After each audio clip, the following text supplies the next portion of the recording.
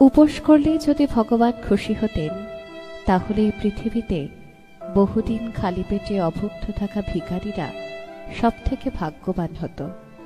উপবাস অন্যের নয়, বিচার ধারার করুন। নিজের চোখে সঠিক হওয়া প্রয়োজন। মানুষ তো ভগবানের ওপরেও সন্তুষ্ট নয়। পাখি জীবন্ত অবস্থায় পিঁপড়েকে খেয়ে নেয়, আর পাখি যখন মরে যায় তখন পিঁপড়ে তাকে খেয়ে নেয়।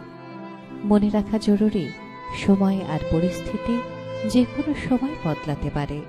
কখনো কাউকে অপমান করা উচিত নয়, কখনো কাউকে কমজোর ভাবা উচিত নয়।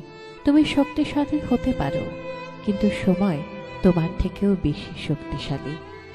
একটা গাছের থেকে লক্ষ দেশলাই কাঠি হতে পারে, কিন্তু একটা দেশলাই কাঠি লক্ষ গাছও জ্বালাতে পারে। কোনো মানুষ যতই মহান হোক না কেন, কিন্তু প্রকৃতি কখনোই কাউকে মহান হবার সুযোগ দেয় না। কোকিলকে কণ্ঠ দিয়েছে, কিন্তু রূপ কেড়ে নিয়েছে।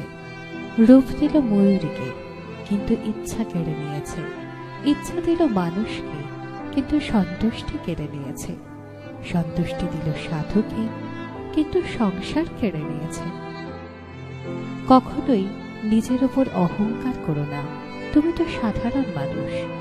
ভগবান তোমার আর আমার মতো কত মানুষকে মাটি দিয়ে বানিয়ে মাটিতেই মিশিয়ে দিয়েছে। জীবনের কঠিন সত্য, যেটা আমরা বুঝতেই চাই না।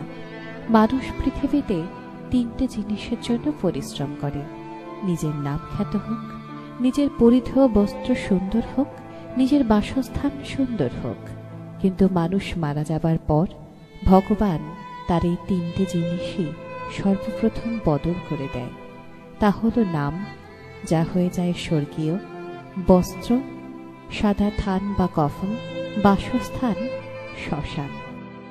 শেষ করার আগে সুন্দর কয়েকটি লাইন শুধু তোমাদের জন্য।